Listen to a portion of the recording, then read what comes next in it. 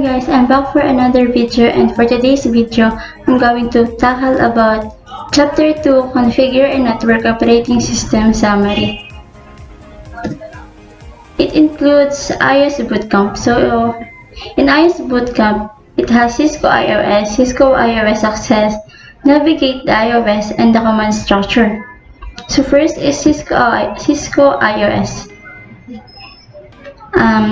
It has operating systems and purpose of OS. So operating systems are all end devices and network devices require an operating system or OS. Then purpose of operating system has a shell. A shell is the user interface that allows user to request a specific task from the computer. This request can be made either through the CLI or GUI interfaces. Then it has kernel. A kernel it communicates between the hardware and software of a computer and manages how hardware resources and to meet software requirements. Then the hardware is the physical part of a computer, including underlying electronics. Then the purpose of OS. Network operating systems are similar to a PC operating system. Through a GUI, a PC operating system enables a user to use a mouse to make selections and run programs, enter text and text-based commands, and view output on a monitor. Then, in a CLI-based network operating system like the Cisco iOS, on a switch or router enables a network technician to use a keyboard to run CLI-based network programs, use a keyboard to enter text and text-based commands, and view output on a monitor. Next is Cisco iOS. It includes access methods and terminal emulation programs. Access methods is a Cisco iOS switch that can be implemented with no configuration and still switch data between connected devices. Then, it also has the most common methods that includes in access method are console, secure shell or SSH, and telnet. In the terminal emulation programs, there are a number of excellent terminal emulation programs available for connecting to a networking device either by a serial connection over a console port or by a SSH or telnet connection. Some of these include PUTTY, then TerraTerm, Secure CRT, and OX times terminal. Next is the Navigate the iOS. So Cisco iOS modes of operation. To initially configure a Cisco device, a console connection must be established. Once consoled in the network technician will have to navigate through various command modes of the iOS CLI. Then primary command modes. As a security feature, the Cisco iOS software separates management access into the following two command modes. So, first is user exec mode and then privilege exec mode. Then configuration command modes. To configure the device, the user must enter global configuration mode, which is commonly called global config mode.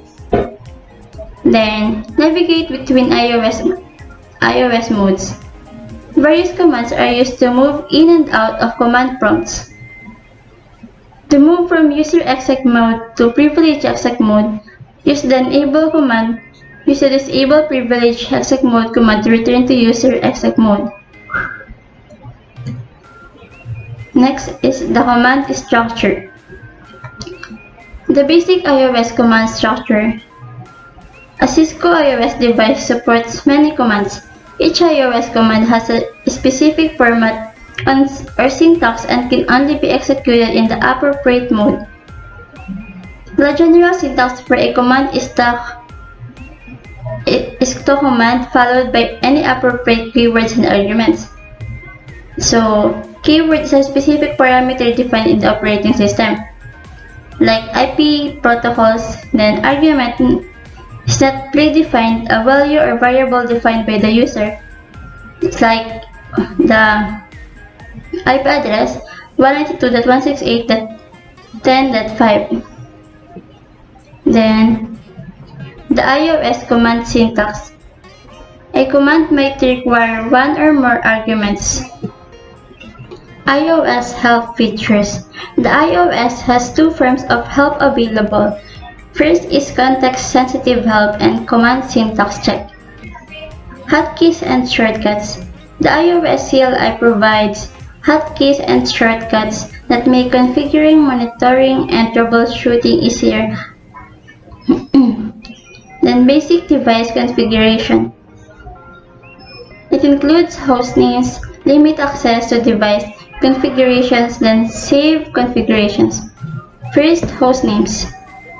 Device names. When configuring a networking device, one of the first steps is configuring a unique device name or hostname. Then configure hostname. Once the naming convention has been identified, the next step is to apply the names to devices using the CLI. Limit access to device configurations. Secure device access. Configure passwords. Encrypt passwords and banner messages. Secure device access. The use of weak or easily guessed passwords continues to be a security issue in many phases of the business world. Configure passwords. The most important password to configure is access to the privilege exec mode. Encrypt passwords. The startup config and running config files display most passwords in plain text. Banner messages. Although requiring passwords is one way to keep unauthorized personnel out of a network, it is vital to provide a method for declaring that only authorized personnel should attempt to gain entry into the device. Save configurations. Save the running configuration file. There are two system files that store the device configuration. First is startup config, then running config. Next, alter the running configuration.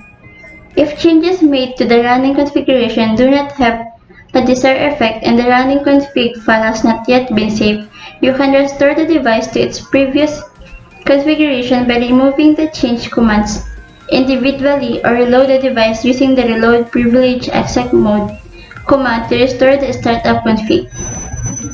Last, capture configuration to a text file.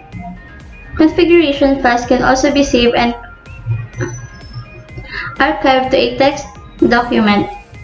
This sequence of steps ensures that a working copy of the configuration file is available for editing or reuse later. Then address schemes.